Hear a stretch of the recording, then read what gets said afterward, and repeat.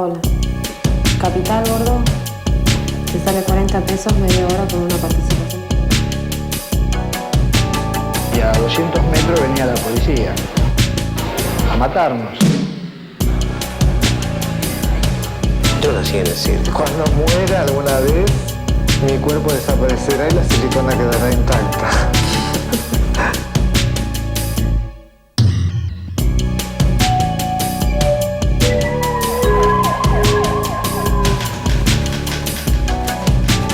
Yo le creo un 50% al dueño y un 50% al perro. ¿Para qué voy a pelear con este? Que donde este pegase un agujero.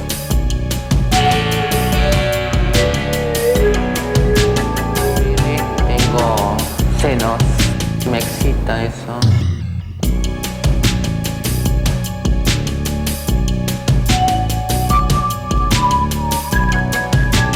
En 80 la hora sin límite no es el costo de viático de la señorita.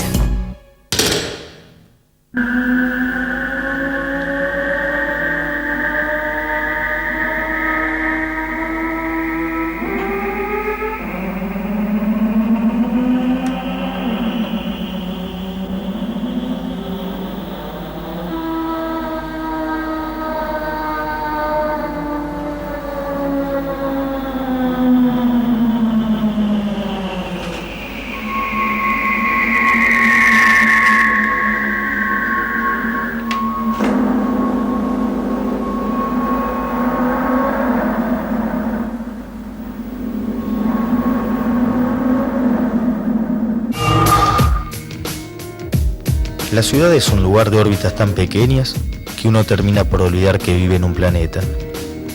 Hay personas, sin embargo, que no lo olvidan y viven pendientes de los asuntos del cielo.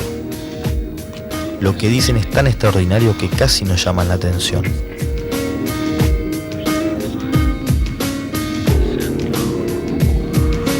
Yo creo que de alguna forma estoy en contacto por las psicografías o dibujos que he realizado en algún momento. ¿Qué es eso? Psicografía es dibujar con la mente. Yo de pronto siento aquí como un dictado. Es como si tuviera un audífono, pero acá.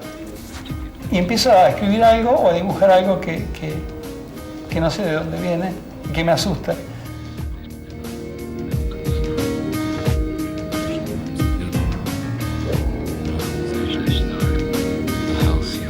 Mi opinión personal es que no hay realmente no hay ninguna evidencia de extraterrestres en ninguno de estos datos, ¿no?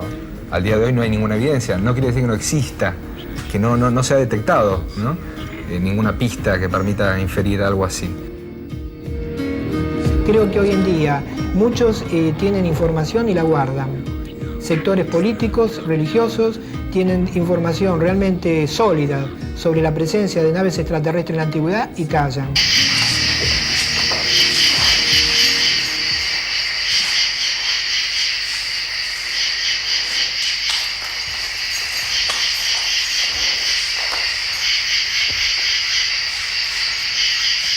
Che, ¿habrá naves por acá?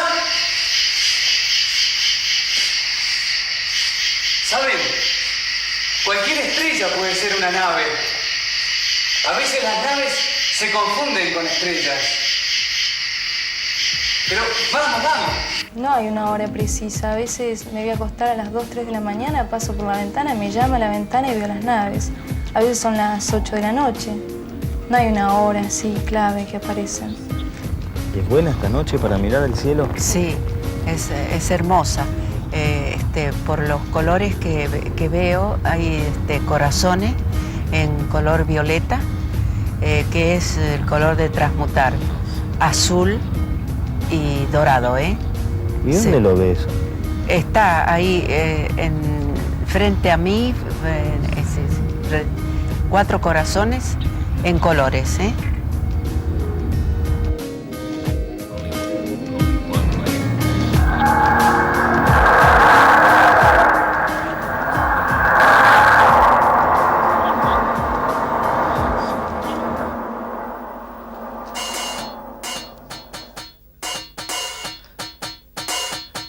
A Marrazzi, trabajar de periodista, le había permitido unir el mundo de las estrellas de la televisión con las estrellas del cielo. Por alguna razón, últimamente los encuentros cercanos de la farándula se habían multiplicado, como si los extraterrestres los prefirieran famosos. A mí me interesa mucho mirar el cielo, eso sí, yo veo mucho, miro el cielo, sobre todo de noche, pero miro porque me he llevado sorpresas cuando menos me lo esperaba, en los lugares más insólitos del país, no siempre en el mismo lugar. Yo tuve oportunidades de ver 7 veces ovnis en 7 lugares distintos del país y en 7 situaciones distintas.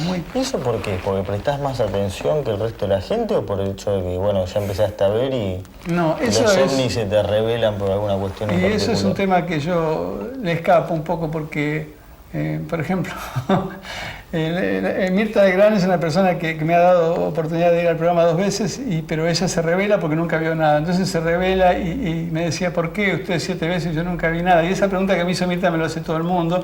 Es más, te preguntan si sos un elegido y esa palabra es como que te queda grande. Sí creo que soy un afortunado, pero en algún lugar de tu corazón sentís que sí sos un elegido. Hay algo especial, porque no puede ser que haya gente que además hay gente que le interesa este tema, sin haber visto nunca nada, de leer, de prestar atención a lo que pasa, de escuchar la radio, y entonces miran el cielo, y nunca ven nada. Otros que han empezado a prestar atención a partir de algún acontecimiento y que tuvieron la oportunidad de ver algo, como el caso de Zulma Fayad. Y hay gente que, te digo artistas porque son los que más trato, porque mi tarea en el periodismo, pero estoy por escribir un segundo libro con testimonios de gente que va desde un albañil hasta un diputado de la Nación, que han visto alguna vez algo. Spielberg se lo considera uno de los grandes contactados con seres de otros lugares en el mundo. Spielberg acaba de ganar 10 Oscars y no es casual. Spielberg está haciendo una película que se llama Magic 12, que es su próxima película. ¿Qué tienen que ver los Oscars con los ovnis? Spielberg va a ser reconocido mundialmente mucho más todavía de lo que ha sido reconocido ahora después de todo este tiempo, porque saben positivamente que algo pasa con él a este nivel. ¿Quién sabe? Los gobernantes. Estados Unidos le va a dar ahora una película que tienen guardada desde el año 47. En el Pentágono escondieron una nave con 4 seres, como los que mandan esta revista norteamericana. Pero vos decís que Spielberg va a hacer una película que se llama Magic 12. Pero que él está contactado con extraterrestres. Sí, eso lo cuenta él desde chico.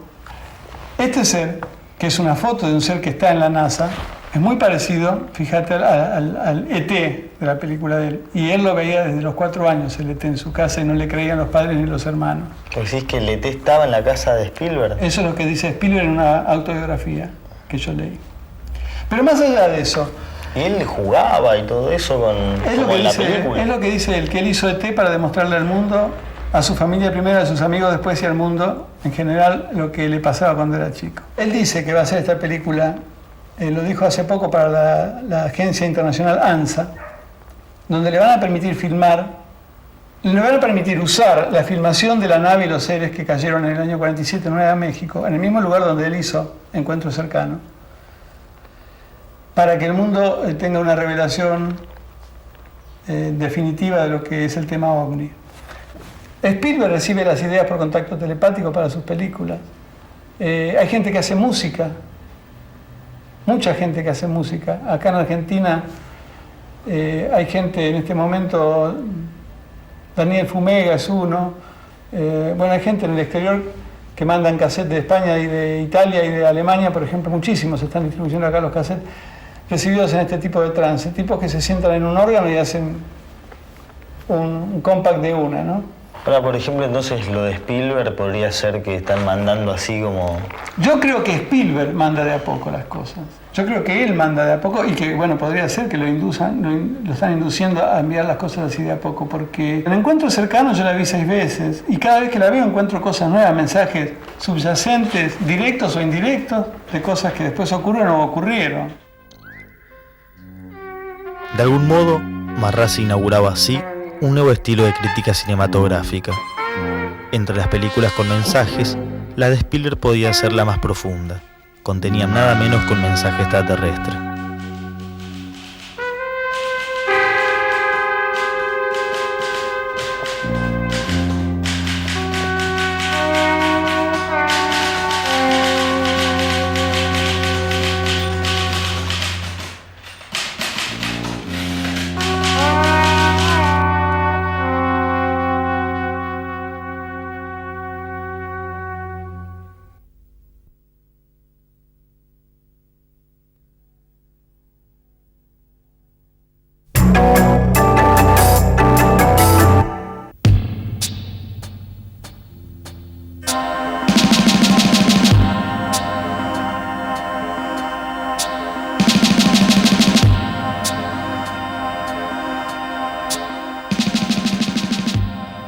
Alejandro Agostinelli había perseguido ovnis durante muchos años, pero ahora estaba de vuelta. Era un periodista especializado en los fenómenos de la pseudociencia. Con el mismo fervor con que antes había buscado luces en el cielo, ahora se dedicaba a interrogar a quienes decían haber visto platillos voladores para desmitificar sus visiones. Estuviera de un lado u otro de la fe, los ovnis no la habían abandonado. ¿Vos creías antes en los ovnis? Mirá, en general cuando uno empieza, la gente que se dedica al tema de los ovnis siempre empieza creyendo, ¿no? Creyendo que hay algo trascendente, que hay algo más allá de los relatos y de las historias que se cuentan, ¿no? Yo cuando empecé a interesarme por este tema alrededor de los años 77, que ya me empecé a integrar incluso en grupos que se dedicaban a la investigación de ovnis y a crear grupos dedicados a la investigación de ovnis, tenía una actitud de creencia, digamos, de que había extraterrestres que nos visitaban y demás. Esta tendencia, ¿no? que era un poco la que yo suscribía cuando empezaba al tema de los ovnis, por eso la puedo comprender perfectamente e incluso hasta simpatizo, ¿no? con mucha de la gente que tiene todavía esa forma de ver el tema. De hecho yo era uno de ellos. Es que se trata justamente de eso, ¿no? de reafirmar una creencia previa y no de hacer una investigación en serio, objetiva, sin un prejuicio de que son extraterrestres. ¿Y tus amigos qué te decían? Es que mis amigos eran todos ufólogos en aquel momento. O sea, durante toda esa etapa yo prácticamente estaba rodeado de gente que también se dedicaba a estudiar el tema, ¿no? Muchos de esos amigos siguen siendo... Me quedan pocos hoy, ¿no? Porque hoy muchos de esos amigos me reprochan, ¿no? El hecho de... A mí me ven como una especie de traidor, ¿no? Que yo estuve adentro del movimiento ufológico y que ahora desde afuera, digamos, desde mi lugar, que es el del periodismo, cuando escribo algo sobre el tema, lo que escribo es para desmitificar. Y eso les cae mal porque, evidentemente porque conozco el tema, ¿no? Y sé de lo que hablo, y ellos saben que sé de lo que hablo, ¿no? Puede que sea un poco por eso. O sea, yo no soy un escéptico de esos que salen desde afuera y que dicen, esto son todas pavadas, que cree la gente y que bueno, hay que olvidarse de eso porque no tiene ninguna importancia. No, yo digo que estuve, ¿no? dentro de ese movimiento de creyentes en los extraterrestres, que pude darme cuenta con el correr del tiempo de que todo eso era un gran mito, que era una gran fábula, que había mucha gente interesada en que siguiéramos creyendo en los extraterrestres, para poder seguir vendiendo sus libros, sus revistas, sus filmes, sus películas y demás, y que ahora desde otro lugar puedo decir algunas cosas que antes no podía decir porque estaba impregnado de toda esa creencia. Y eso a lo mejor es lo que se ve como algo jodido, ¿no? Alguien de afuera que viene y te dice todo lo que yo creía eran huevadas, ¿no? ¿Y vos personalmente fuiste a mirar alguna vez ovnis? Bueno, yo lo que sí hice fue investigar muchísimo, hoy de vez en cuando lo sigo haciendo, entrevistarme con testigos de estas experiencias para tratar de entender qué fue lo que ocurrió en el lugar. Sí, yo sobre todo durante la década de los 80 hice un montón de investigaciones de campo, entrevistando testigos, yendo incluso a lugares en donde se supone que debían aparecer naves. Por ejemplo, estuve en La Aurora, estuve en Capilla del Monte. Y bueno, por ejemplo, en La Aurora, en la estancia de La Aurora, yo tuve mi primera experiencia ovni, ¿no? Estaba con un amigo ufólogo, Alejandro Cenetti. En ese lugar, en esa estancia de La Aurora, en ese momento era muy popular la idea de que ahí había avistamientos en forma así más o menos recurrente, relacionado también con experiencias previas que había tenido el dueño de la estancia, un tal Tona.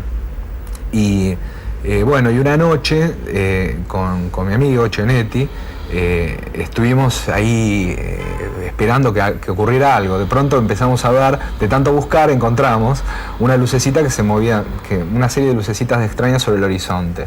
Y nosotros en ese momento pensábamos que era algo realmente extraño, sobre todo mi amigo, que era mucho más crédulo que yo y que me decía que sí, que éramos en ese momento estábamos en medio de un tablero de ajedrez y que la inteligencia del fenómeno nos estaba manipulando. Entonces nos realimentábamos la sugestión, ¿no? ¿Y vos qué le decías? Y yo le decía que para la mano, hermano, tenemos que ver bien, a ver de qué se trata eso. Yo estaba con binoculares, él no.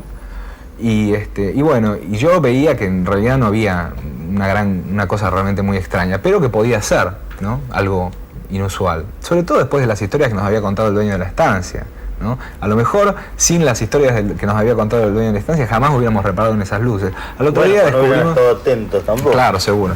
Al otro día descubrimos que por ese lugar había una ruta, ¿no? Y que seguramente lo que nosotros veíamos eran las luces de los autos que pasaban y en una luz fija que también posiblemente era de una casa que se veía a lo lejos. ¿Cuánto tiempo pasó desde que vos viste esas luces en el cielo, en esa estancia, y a descubrir para vos que eran autos? No, eso lo descubrimos en el momento, al día siguiente. ¿Que fueron caminando en esa dirección? Claro, al día siguiente nosotros, yo más interesado que mi amigo, que se había convencido que eran extraterrestres o que era algo extraño, averigüé y me di cuenta que sí, que perfectamente. Fuimos hasta el lugar donde supuestamente estaban estas luces y descubrimos que había una... ¿Y esa noche qué pensaste? Y yo esa noche pensé que tenía miedo, Yo me acuerdo que tenía miedo. O sea, en la noche anterior tenía miedo que esas luces se acercaran a nosotros y nos raptaran, por ejemplo, que era una idea bastante frecuente, ¿no? ¿Y qué es lo que te atrae tanto todavía de eso, si ya no crees? Lo que te decía antes, que es el mito, ¿no? Incluso la dimensión religiosa de ese mito.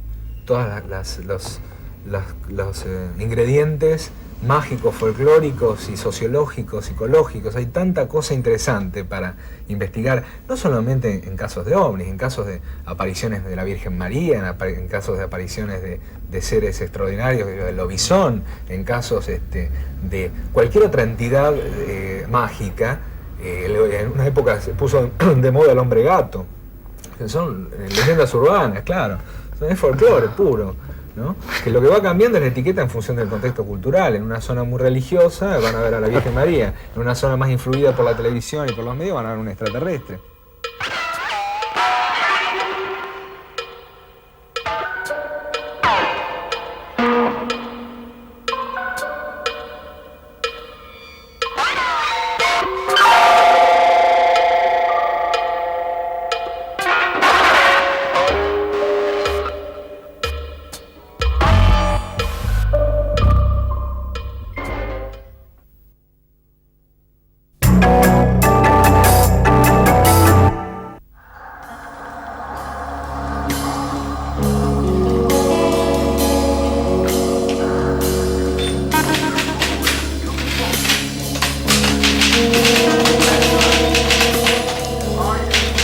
Para ver ovnis, algunos viajaban a montañas lejanas, otros en cambio no necesitaban salir de su casa.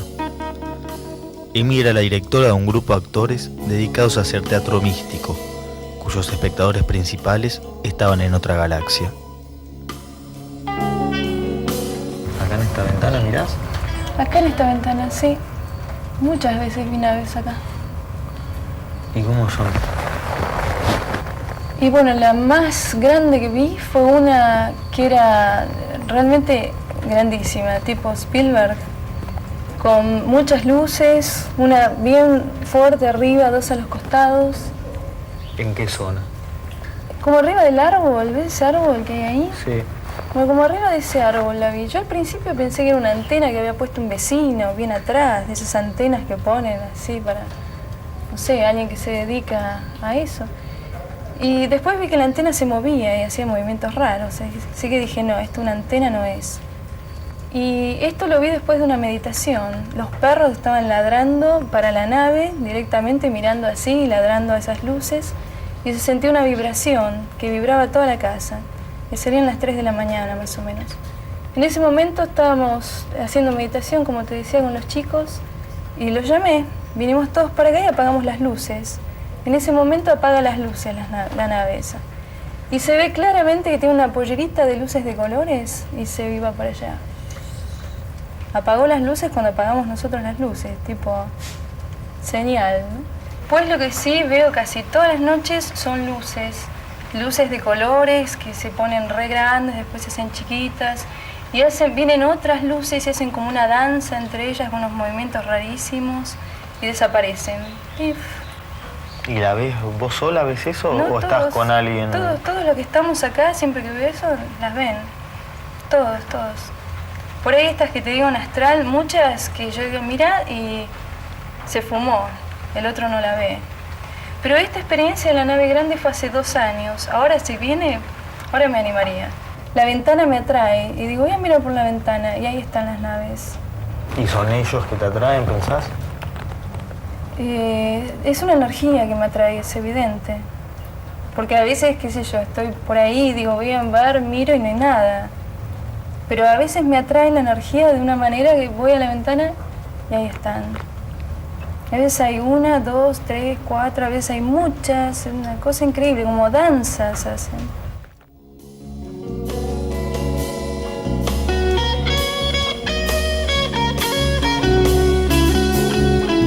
¿Y la primer nave cuándo la viste?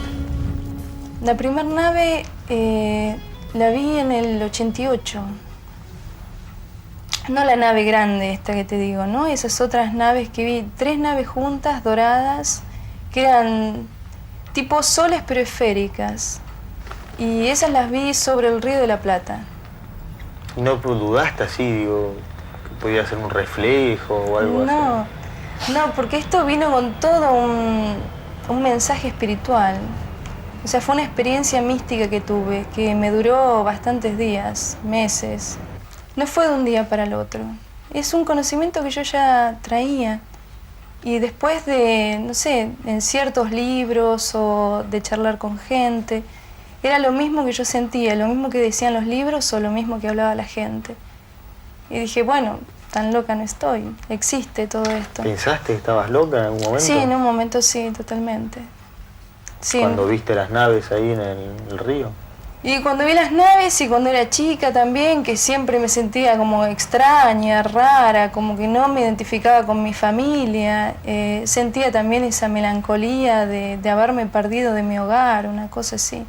Y por ahí decía, pero estoy en mi casa con mis padres y todo, y sin embargo siento que no estoy en casa.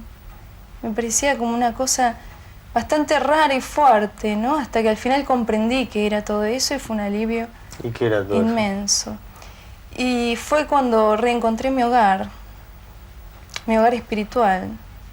¿Tenías problemas para trabajar o...? No, porque, o sea, nunca me tocó salir a trabajar. ¿Nunca trabajaste? No, siempre me dediqué al arte. Nunca tuve que salir así a trabajar en oficina y eso. Entonces eso... ¿Te ayudaban tus padres a vivir? Sí, digamos que tuve como una especie de suerte, entre comillas, ¿no? A nivel económico. Y bueno, eso también me ayudó a que menos me contacte con la tierra. Entonces todas las actividades corporales, tomar más contacto con mi cuerpo me ayudó muchísimo. Para estar más yo, ¿no? Más armada, más mis energías alineadas y bueno, más unidas, cielo y tierra. ¿Y tu papá qué te dice de todo esto? Y mi papá cree, más o menos. ¿Qué cosa? En todo esto.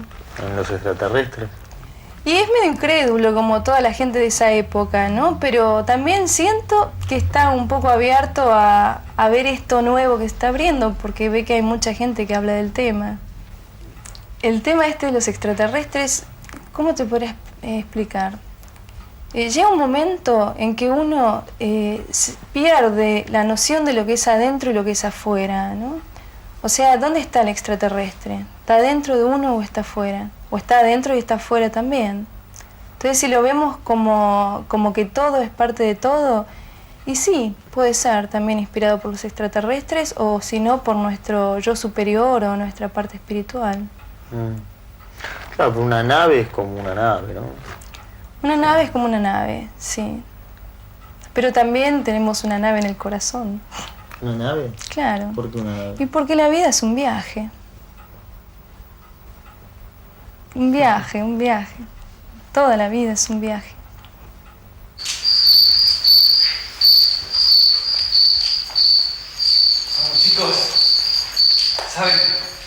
Estamos llegando al centro energético. Es uno de los 7 centros de poderes energéticos donde aparecen naves. El más grande del planeta.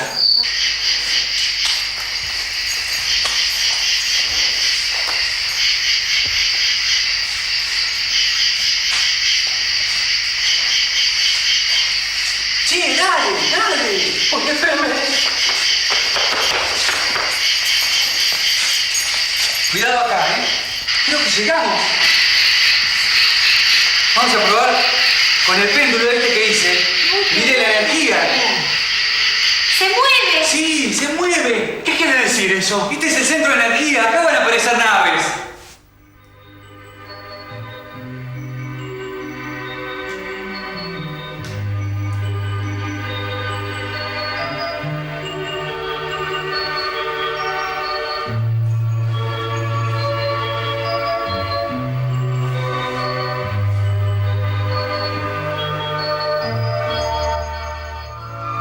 La mirada de un niño, en un saludo, nuestros corazones se encuentra el amor universal que se manifiesta de infinitas formas en toda la creación. Ese es el verdadero amor que trasciende todo, religiones, culturas, idiomas, miedos. Así como hace cientos de siglos, el Señor envió a sus ángeles a nuestra galaxia, lo está haciendo aquí ahora con todos nosotros.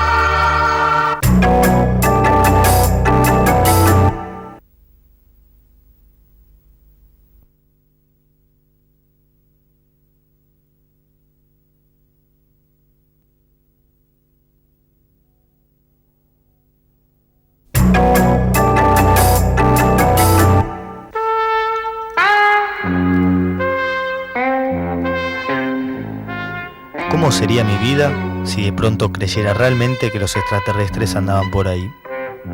Cada acto, cada gesto cotidiano debía cambiar su sentido para siempre. Según algunos ufólogos, acá tampoco estábamos tan solos como parecía.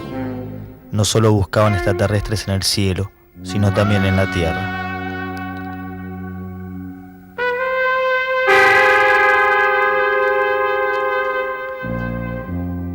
En sus libros, y a través de una fundación que dirigía, Dante Franch había revelado la existencia de Erx, una ciudad subterránea de extraterrestres. Yo he tenido oportunidad de verlos y he tenido oportunidad de fotografiarlos en algunos casos. ¿Y cómo son? Los casos que a mí me ha tocado, te cuento dos extremos. En una oportunidad tengo contacto con seres que no dan su procedencia, no me indican de dónde son, pero medían 3 metros de altura. Estaban enfundados como si fueran toda una especie de escafandra, como si fuera la de los mosqueteros, o sea, no se veía el rostro, solo una carcasa ovalada y de color amarronado y un uniforme opaco.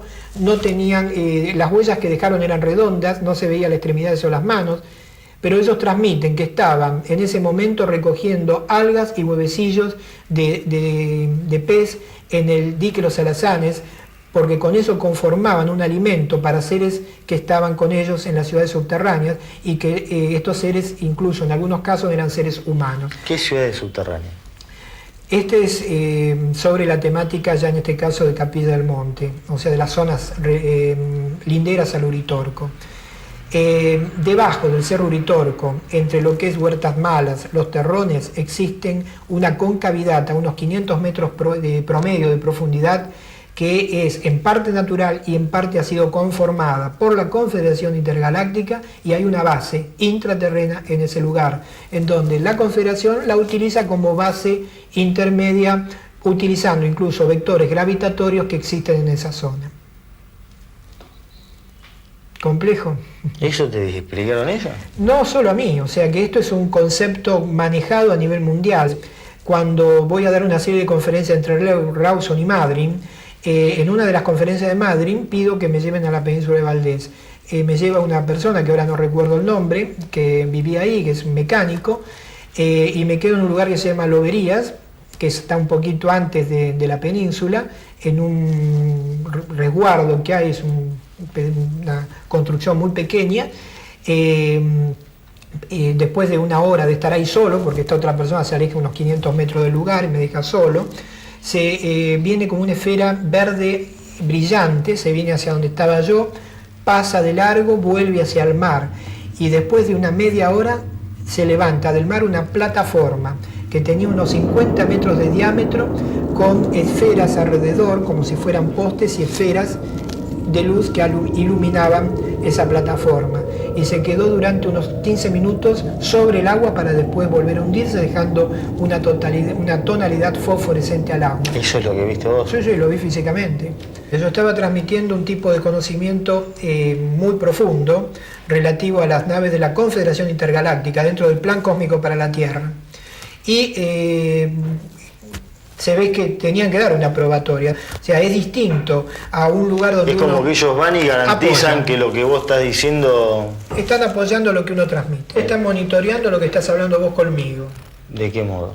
Lo monitorean a través de sensores. Esos sensores yo los llamo caneplas, si bien la terminología puede tener otro origen, pero el sensor en sí es una especie... ¿Qué es una canepla? Es una pequeña bola, como si fuera de una pelota de tenis o de un poquito más grande. Ese es un sensor por el cual te monitorean, pueden estar filmando, grabando, captando tu frecuencia vibratoria, tu secuencia cardíaca, cerebral, están haciendo un monitoreo absoluto y total de tu cuerpo físico. Acá mismo, en este momento. Pueden estar en este instante haciéndolo. ¿Y nosotros por qué no Con lo el ojo tridimensional no los llegás a ver. ¿Por qué? Porque nosotros captamos de acuerdo a una frecuencia que va del infrarrojo al ultravioleta, y es dentro del espectro de captación lumínica, es muy pequeño. Solo tienen que variar ciertas movilidades de la estructura atómica conformante de ese objeto o de cualquier otro objeto para que no sea visible por el ojo humano.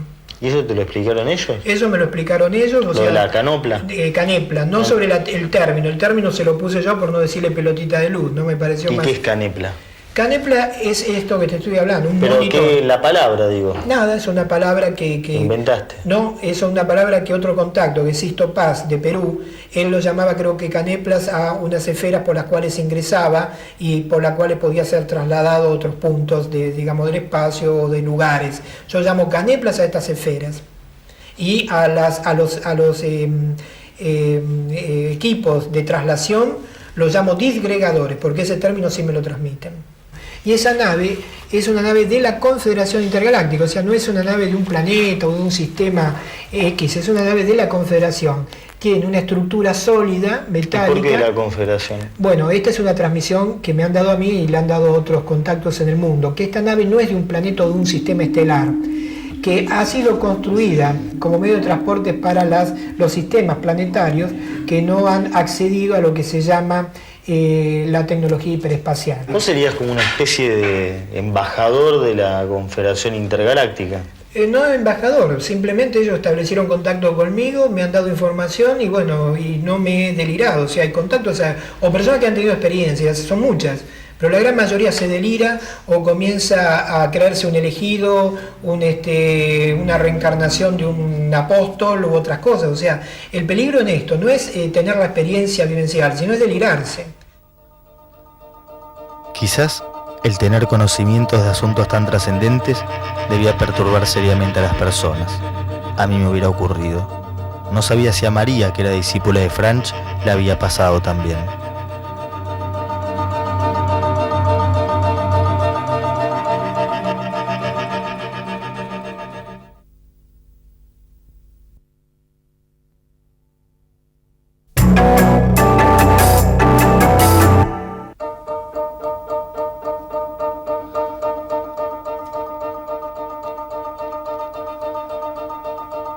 Además de investigar los ovnis, Dante Franch era una especie de guía espiritual para un grupo de iniciados. Me cité con María, una de sus discípulas. Quería saber cuál era la disciplina necesaria para gozar de esa clase de contactos extraterrestres. Pues entonces usted le pide... Yo pido. ¿En voz alta le pide? Sí, yo hablo sola. ¿Cómo es? Y yo le digo, hermano, nosotros les decimos hermanos superiores. Hermanos superiores, cuando quiera venir a buscarme, estoy preparada. Me gustaría ir, me gustaría hacer un viaje, me gustaría conocer y para prepararme más y poder ayudar a todo el planeta Tierra, por ejemplo, les digo. Ahora, me quedo callada. Antes he hecho oración. Oración es rosario. Rosario. O sea, hago 3 por día. Y he hecho rosario, es como prepararse. Es entrar espiritualmente, entrar en armonía en ese momento, ¿no?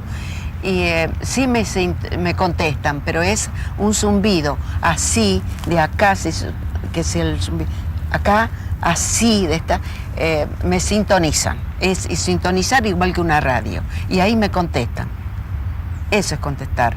¿Le sintoniza en la cabeza? Sí, el oído. No, la cabeza no.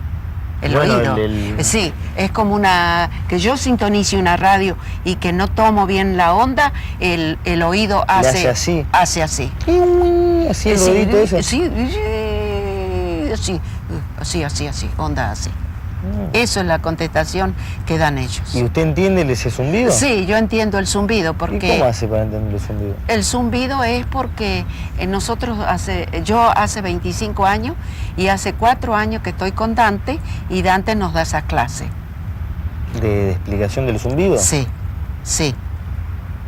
¿Y qué significa el zumbido que usted escuchó? Y que me contestaron, que no hablé, que no estaba sola, que están ahí.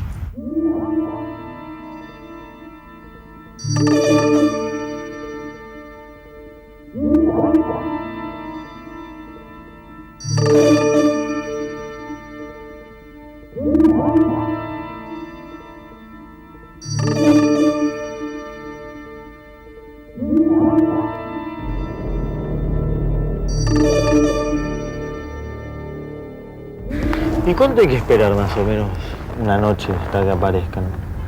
Bueno, acá es más difícil, pero si va a Córdoba con un grupo que sea espiritual, que recen, que hagan el OM. ¿El OM hay que hacer? Sí, es un mantra. Los ve, pero hay que rezar. Yo esta mañana, como todos los días, hago 3 rosarios. Son 150 Ave Marías. Sí. Para que... Eso es ya es la parte de la vida de uno ya. No, ya usted no está en otra, como antes, por ejemplo, ¿no? Uno cambia y crece espiritualmente. ¿Y el OM cómo hay que hacerlo para que vengan los OM? ¿El OM? Bueno, eso, a ver, ¿lo hago? Usted respira, ¿sí? Así.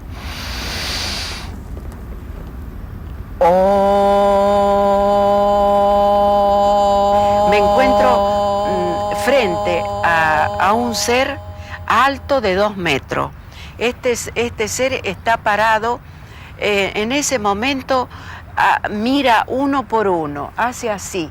Pensé que los estaba contando, luego pensé que los estaba energizando, dándoles calor, que para mí era dándoles calor. ¿Y usted era la única persona que lo veía? Ahora le digo, en ese momento, que sigo parada, no lograba doblar la manta en 4. Está un cassette del Ave María. Dante guiaba la meditación y no había comenzado a hablar. Entonces yo tenía que hacer mucho silencio, porque no molestar, porque la música esta es para armonizar a todo el grupo, éramos muchos. Entonces yo estaba en silencio, me lo miro a este ser y le pregunto, ¿por qué está parado? ¿Por qué está parado? ¿Por qué está parado? ¿Y por qué estaba parado? Y porque él no pertenecía a la meditación, no. Él vino, no sé a qué vino. Bueno, no mueve la boca y no me contestó nunca. ¿Y por qué no se sienta? ¿Y por qué no se sienta? Entonces cuando él termina de mirar uno por uno, me vuelve a mirar a mí y me dice, está todo bien, siéntese. Me siento, miro para dónde está todo oscuro. ¿Él le dijo así? Sí, no. Yo siento, eso es telepático. ¿Cómo es telepático? Yo hice telepatía en el FUPE con Dante. Entonces sé que es hablar, escuchar en telepático. Yo escuché. ¿Cómo se escucha telepáticamente? Les puedo explicar con mis palabras. Es lo último que queda de acá a acá. Y queda. Está todo bien, siéntese. ¿Así en español se lo dijo? Sí. En español, si yo no sé hablar inglés. Entonces me dijo, sí. Miro un poquito, me doy vuelta el cuerpo nada más, estoy parada. Me doy vuelta así para ver mi silla. Y me enfrento nuevamente para seguir la charla y no estaba, se desapareció. ¿Usted cómo le hacía las preguntas? ¿Por qué está parado? ¿Por qué está parado? ¿Por qué está parado? ¿Y por qué él hablaba así? Porque Dante no se puede molestar en una meditación. Pero vino el extraterrestre. No. No se puede molestar. A pesar de que venga el extraterrestre, no se puede interrumpir la meditación. No, la meditación no. Dante se sienta y están todos, esta es la posición, están con los capuchones, las mantas, los ponchos, están todos así. Si yo hablo fuerte, Dante, esto es para reírse, pero es cierto, Dante tiene una linterna así y alumbra la cara. Y calladita. No hay que molestar. Y no se debe, eso es verdad. Entonces, toda la gente, no toda, una dijo que tenía frío, los demás dicen que se energizaron, que se les quitó el frío, que tenían mucho, que tenían calor. ¿Usted piensa, María, que un día se la van a llevar? No, pero me gustaría, no creo que me lleven, pero sí que me gustaría. Yo estoy preparada. Yo no tendría miedo, hice respiración en el FUPET, porque nosotros los argentinos o el planeta Tierra no sabe respirar. Respira por la boca, respira como puede, pero no sabe. No sabemos, ¿eh? Ahora yo aprendí, porque si no me sale el OM. Estudié para eso, con la señora de Dante. ¿Y eso estudió para poder viajar? Bueno, eso entra en el estudio de investigadora de OVNI. Y si por ahí necesitamos viajar, estamos preparados. ¿Y a dónde le gustaría ir? A mí me gustaría ir a un planeta, ser el planeta Venus o a donde quieran. Pero en Venus parece que no hay nadie. Sí hay. ¿Sí? Sí. ¿No extrañaría acá a su casa, a sus plantas, a su hija? No, porque hay mucho ya del planeta Tierra arriba. ¿Ah, sí? Claro, no sería la primera. Y ahí nos preparan para eso. ¿Para qué? Para vivir arriba. Nos preparan, primero nos abren acá la octava glándula y después si tenemos muy cerrado el tercer ojo, bueno, nos preparan, nos ayudan.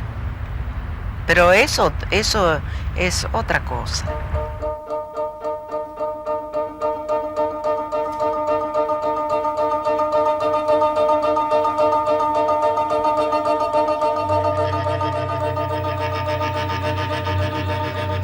Aquella noche no hubo ovnis. Todas esas personas aguardaban en sitios marcados por sus mapas cósmicos la llegada de seres desde el cielo. Quizás, por un momento sus problemas quedaban aplastados por la luz de otro mundo. Sentían seguramente la oscura certeza de tener en sus manos una verdad que a todos los demás por alguna razón les es negada. Buscaban la prueba que resistiera el desgaste de tantas otras ilusiones. Todo podía decepcionar, menos el cielo.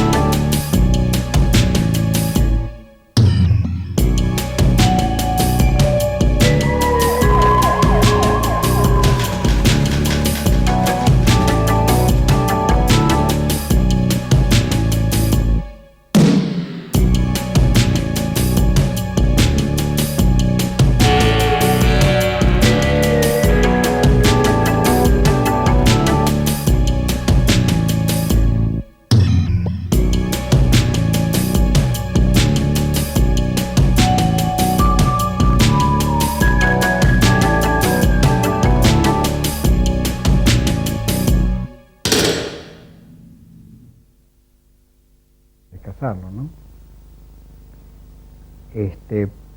Pero no me atrae cazarlo. La caza en sí del elefante no es demasiado dificultosa, es un animal que no tiene buena vista, por eso se le puede arrimar muy cerca para el tiro, y es necesario además aproximarse mucho porque el tiro es muy difícil. El cerebro del elefante es muy chico y la altura es muy alta, entonces la dirección del tiro hace que no sea cuestión de pegarle en cualquier lado, la trayectoria del proyectil tiene que impactar en el cerebro sí o sí, si no, no muere, y ahí se puede tornar peligroso. ¿Y no es que le tiene miedo entonces? No, simplemente no es el animal que me gustaría abatir como trofeo. ¿Por qué? Simplemente porque no lo veo, no me encontraría a mí parado delante de un elefante muerto por mí, a pesar de que no me molesta en lo más mínimo que lo que hacen los demás, ¿no? ¿Pero qué es lo que le molesta? Que sea un monumento, me parece un monumento, un verdadero monumento, natural, ¿no? Es tan gigantesco, tan grande, me da la sensación de que es una cosa que no debiéramos tocarla. Pero simplemente, perdóneme, hay que hacer una acotación de que ese cuidado intensivo que se hizo del elefante, en el mundo que hablábamos hoy, presionado por la explosión demográfica que existe en todas partes, el hábitat del elefante también se redujo y el elefante es el animal que más superficie de terreno necesita para subsistir por la cantidad de comida que come. Al no tener tanto lugar, hay una sola solución, apocar la cantidad. Cuando se empezó a cuidar intensivamente y no se mató más a ningún elefante, porque parecía un pecado mortal matar a un elefante, eso hizo que las manadas se multiplicaran. Al multiplicarse, faltó la comida. Al faltar la comida empezaron a morir todos, no algunos. Cuando falta la comida para una especie, mueren todas. Porque no es que uno come mucho y el otro come poco. Directamente, como todos comen poco hasta que mueren. Hoy, volviendo al tema del conservacionismo, el otro día salió en una nota muy importante en el diario La Nación, que precisamente es uno de los más conservacionistas, no escrita por mí, sino por un conservacionista, que narraba que países africanos, sus organismos conservacionistas, llegaron a la conclusión de que tienen que matar anualmente una cantidad determinada de elefantes, fijada por científicos, para que la especie subsista. Es decir, para pasarlo en limpio o en blanco y negro, hay que conservar 500 elefantes en un área, pero no 600. 500 y no 600. Siempre mantener los 500. Entonces todos los años, si hay 550, hay que matar 50. Los más viejos, los que están más cerca de la muerte natural, los defectuosos, los heridos, todos los que tengan algún problema se van matando. Pero aún así usted no lo mataría. Aún así no. Y vuelvo a repetirle que la pregunta no es fácil de contestar. No existe un, sí, no lo mato porque 2 más 2 son 4. No existe eso, simplemente no lo mato. Ahora es raro porque sin embargo en los ciervos usted sí Busco quiere el al más mejor grande, ciervo. el mejor ciervo, efectivamente. El león, por ejemplo, que es otra de los 5 grandes que nosotros decimos, en África existen los 5 grandes, el elefante, el león, el leopardo, el búfalo y el rinoceronte. Son animales gigantescos, por algo los llaman los 5 grandes. Aparte de ser gigantescos, son impresionantes a la vista, ¿no es cierto? Cuesta más, da la sensación de que eso debiera preservarse, aún para un cazador que sabe que a través de la muerte de esos animales van a subsistir otros y se va a perpetuar la especie. Pero es una cuestión particular, de gusto. Sí cazaría un leopardo, por ejemplo, que es uno de ellos, y me da la sensación de que si lo pudiera cazar lo haría. Es carísimo también y muy dificultosa la cacería. Esos grandes animales como el rinoceronte, el búfalo, el león, el elefante, no tienen grandes dificultades de cacería. Su tamaño y determinadas características de sus sentidos hace que sea fácil cazarlo. Fácil el tiro. A los leones ya no tienen, como hace muchos años atrás, las necesidades alimenticias. Están bien alimentados, tienen grandes cantidades de antílopes. A través de la caza se ha conservado a los antílopes africanos hasta llegarlos a manadas innumerables. Hoy podemos decir que África tiene las mismas manadas que hace 100 años atrás. Los grandes felinos tienen comida a rolete, de modo que comen cuanto quieren y se echan. No es difícil acercársele y hacerle el tiro. Posiblemente en otras épocas hubiera sido mucho más dificultosa la caza. Pero entonces usted tiene una valoración del animal a matar, Sí, una valoración de tipo sentimental, si se quiere. Sí, puede ser. Indudablemente que dentro de sus curiosidades yo veo que usted apunta más al aspecto moral. ¿Por qué caza el cazador? No sé si moral, ¿Cuál es? usted Moral le da desde el pena punto de vista, matar. entre comillas, ¿no? Moral en el buen sentido ético de la palabra, ¿no es cierto? Es decir, que para el que no es cazador es muy difícil comprenderla la caza. Por eso le decía al principio de nuestra charla, nosotros no pretendemos ya que nos comprendan. Antes exhibíamos mucho más desnudábamos mucho más nuestra afición a la caza. Pero nos damos cuenta que el que no caza no puede entenderlo. El que no es alpinista, es muy difícil que entienda por qué un tipo sube una montaña. Y cuando le preguntaron al mejor alpinista del mundo por qué iba a buscar a la cima, dijo, porque está ahí. Esa fue la contestación. Fíjese que poco concreto, pero no hay otra. ¿Qué lo impulsa al tipo a arriesgar su vida para ir a tocar la punta de una montaña? Yo no lo entiendo. Yo subo y bajo montaña permanentemente porque estoy corriendo detrás de un bicho. Pero si me dicen que lo vaya a hacer por deporte, no lo haría. Pero él lo hace. El tipo que nada, esos esfuerzos, el tipo que quiso llegar al Polo Norte o al Polo Sur, ¿no es cierto? Y arriesgó su vida. Y uno dice, ¿por qué hiciste ese esfuerzo? Dejaste a tu familia, a tus hijos, todo por ir a tocar un punto. Ahora, pero ¿por qué un ciervo grande sí y un elefante grande no? Cuando yo le contaba de que el ciervo joven no es un buen trofeo, implica también de que es fácil, es más fácil. No es fácil, pero es más fácil. El elefante, comparado al ciervo, como pieza de caza, no tiene nada que ver. Uno no va a seguir un elefante durante días, porque por empezar el rastro del elefante es una cosa así, lo deja en todos lados, los excrementos del elefante son montañas así. Encontrar un elefante, cualquier pistero africano se lo encuentra. Es decir, que no entraña dificultades. El ciervo grande sí. Es el ciervo que me va a dar guerra hasta el último minuto, y en el último minuto el 90% de las veces me gana él. El 90% de las veces.